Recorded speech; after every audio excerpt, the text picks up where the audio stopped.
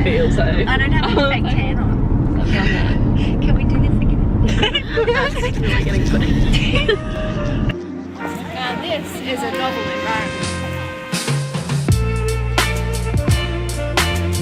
Back home now.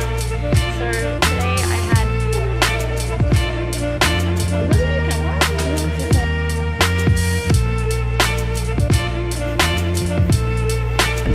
Good morning everyone, I'm in a car full of OT students. People should know who I am. Keep that in the My name's Riley, hello. My name's Shantae. And I'm Thalia, if you didn't know. So I thought I'd ask these girls a few questions and they've been really lovely and hesitantly accepted. So my first question to everyone is briefly, why did you choose OT or how did you first come across OT? So I did a year of health sciences straight out of high school and I was at college.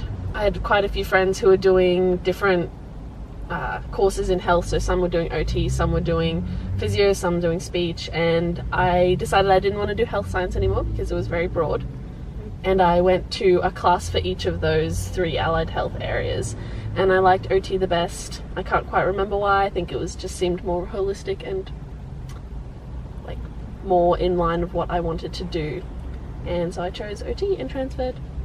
Here I am. Yeah. So let's get this vlogging camera going.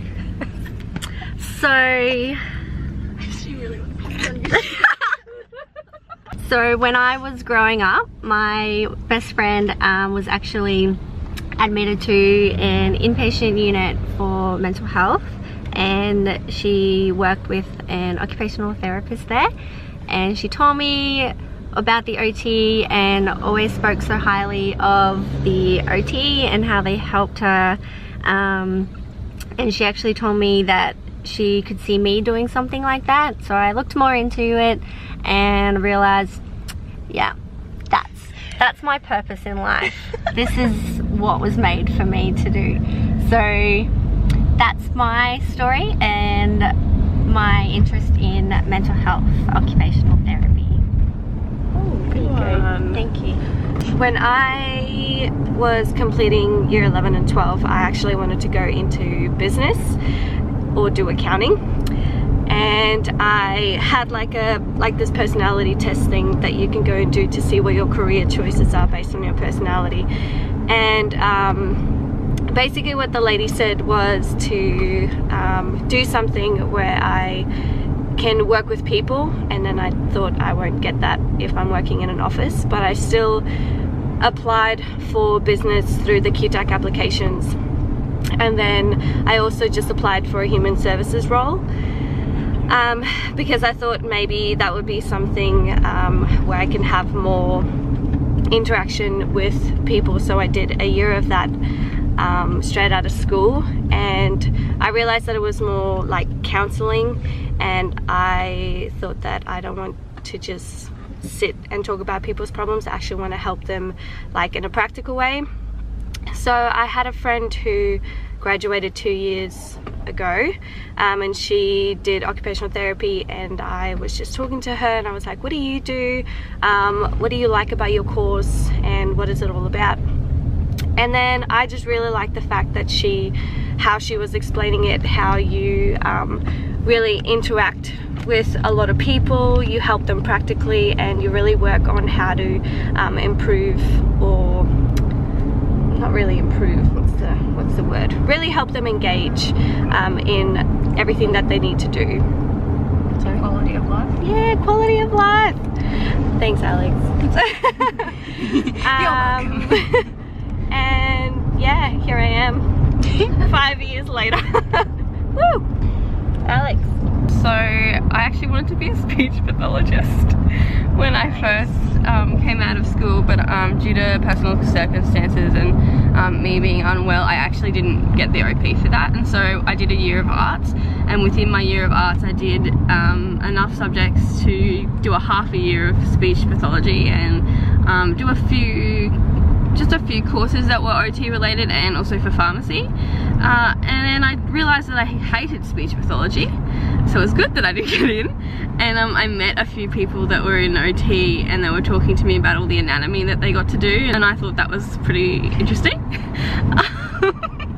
I don't know why, but I thought that was great. But I thought that I could fulfill what I wanted to do in speech pathology much better in OT, because I was all about like enhancing quality of life, considering that I have my own personal lived experience within the healthcare system, and my cousin has quite like severe cerebral palsy, and that impacted me a lot growing up, and how I view the healthcare system and how I view health in general. So OT is nice about like quality of life and consistency of care, and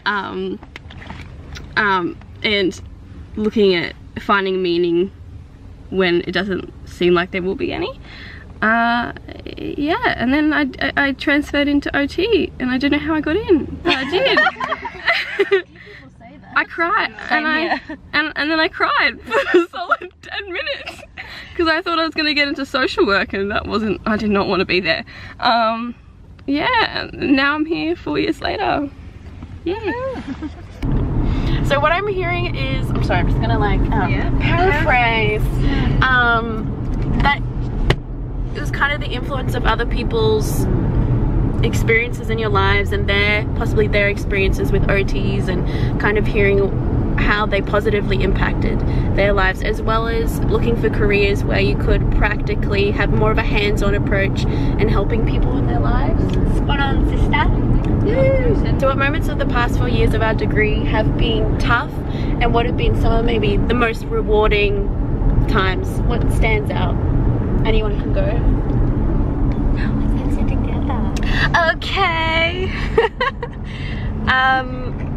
Okay, should we start with a challenging one? Because I think we both share anatomy. Okay, so Riley and I and Helen, who's sitting at in the driver's seat, we all actually met through failing our anatomy, and which meant that we had to actually extend a year of our studies because we couldn't complete any other OT subjects. So yeah, which was great. It really I think crushed us all to get the news to know that we are extending our study time. But I think what we didn't know was actually how amazing it was to form these relationships and friendships that we have right now. Which leads to one of the best things that's happened in the last 4/5 years of this degree is the people you get to meet. Yes. You get to form really special friendships with the people that you meet, including everyone in this car right now. On that note, Yes. I'm not sure if this is for every cohort of OT, or if it is, maybe it's just the kind of people that are in our cohort, or the people who tend to do OT in general. But I've found, talking to a lot of other friends who do other degrees, we're very supportive of each other's self-care and each other's like management of things. Like, yes, when we're in group assignments, you want the other person to do the work and do their part of the job, but also understanding that life happens and that sometimes people need a break, and willing to hold each other up through that. That's been something that's maybe not necessarily, what was the phrasing that you used, Thalia? Maybe not Rough, rewarding. no, maybe not something that's particularly rewarding, but it's definitely something that I found very supportive. And that's true both when I went on placement. You could see that between some clinicians as well, like they're supportive of each other, which I don't think is in every field. And it's not to say that OT is not competitive, because it can be, because people need jobs. But there's also a sense of camaraderie and support for each other that I think you don't often find, or necessarily find in workplaces or at university. What are we looking forward to most after graduation? Like kind of our future life as OTs. To continue developing my skills and learning, besides the obvious of getting a job and earning some serious cash, but actually continue developing who I am as a therapist, and finding my exact place in the field. But you can have multiple places in the field. Don't stress people. Yeah, I think pretty much what Riley said is really just to find where you fit and where your passion is going to be in practice. And even though for me I'm a bit of like, I don't know which end to go, I'm pretty open for anything to come my way. So I think with some people already having like an idea of where they want to go, I think you shouldn't be too worried if you don't know by now. Even though there's only like a couple of weeks left for us to go, I feel that everywhere you go, you're going to learn basically from the start again. You're going to use whatever you've already done over these 4 or 5 years and use that within wherever you go. So I don't think you should be worried at all if you don't know what you don't know. That's true. Alex, is there anything you're most looking forward to about graduating? I'm really excited to have the money to be able to spend money on doing extra PD, because I want to work in like neonatal care and like women's health. So I really love a lot of like attachment theory, and I love yeah, like facilitating that bond between children and their mothers.